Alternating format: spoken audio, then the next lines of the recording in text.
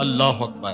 تو ہمارے رب نے ہمیں پاکیزہ رزق کھانے کی تلقین فرمائی ہے۔ تو اللہ کے محبوب علیہ السلام نے اس شخص کا ذکر کیا جو لمبا سفر کر کے آیا اور وہ کعبۃ اللہ کے سامنے کھڑا، وہ اللہ تعالیٰ جل شانہ کو پکارتا ہے اور کیا کہتا ہے؟ یا رب یا رب۔ اشعث اغبر، اس کے بال بکھرے ہوئے ہیں اور اس کا لباس پھٹا ہوا ہے، پراگندہ سی حالت ہے، اور اللہ کے گھر کے سامنے کھڑا ہے، لمبے لمبے ہاتھ کر کے دعا مانگ رہا ہے، یا رب اے میرے اللہ اے میرے اللہ۔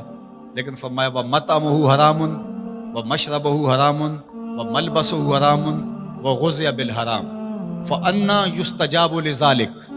فرمایا کہ اس نے جو کھایا ہے وہ حرام کا ہے، اس نے جو پیا ہے وہ حرام کا ہے، اس نے جو لباس پہنا ہے وہ حرام کا ہے۔ فرمایا اس کو جو غذا دی گئی ہے وہ غذا حرام کے مال سے اسے حاصل ہوئی تھی۔ فرمایا فَأَنَّىٰ يُسْتَجَابُ لِذَٰلِكَ۔ فرمایا مجھے بتاؤ کہ اس کی دعائیں کیسے قبول ہوں گی؟ وہ کعبۃ اللہ کے پردے کو تھام کے کھڑا ہے، ملتزم سے لپٹ کے رو رہا ہے، وہ حتیم میں کھڑا ہے، وہ کعبہ کے اندر بھی چلا گیا، کعبہ کی چھت پہ سقف بیت اللہ پہ بھی کھڑا ہے، مطاف میں کھڑا ہے، وہ حجر اسود کے ساتھ لپٹ کے دعائیں مانگ رہا ہے، مقام ابراہیم کے پاس کھڑا ہو کے دعائیں مانگ رہا ہے۔ یمد یدہ، اس کے ہاتھ لمبے لمبے ہیں، یا رب کے کلمات اس کی زبان پہ ہیں، اور اشعث اغبر، غبار آلودہ بکھرے ہوئے اس کے بال ہیں، اور حالت پراگندہ ہے کہ کسی کو گزرتے ہوئے بھی ترس آ جائے، اور اللہ کے گھر میں کھڑا ہے تو وہ کیوں نہیں معاف کرے گا؟ لیکن فرمایا مطعمہ حرام ومشربہ حرام وملبسہ حرام وغذی بالحرام، اس کا کھانا پینا لباس اور غذا حرام کی تھی۔ فَأَنَّىٰ يُسْتَجَابُ لِذَٰلِكَ، اس کی دعائیں کیسے قبول ہوں گی؟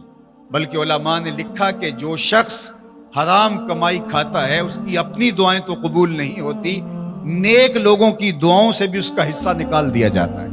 جب اللہ کے بندے اولیاء کاملین دعائیں مانگتے ہیں اور وہ پوری امت کے لیے پوری قوم کے لیے مانگ رہے ہوتے ہیں، لیکن اس شخص کا حصہ نکال دیا جاتا ہے جس کا رزق پاکیزہ نہیں ہے۔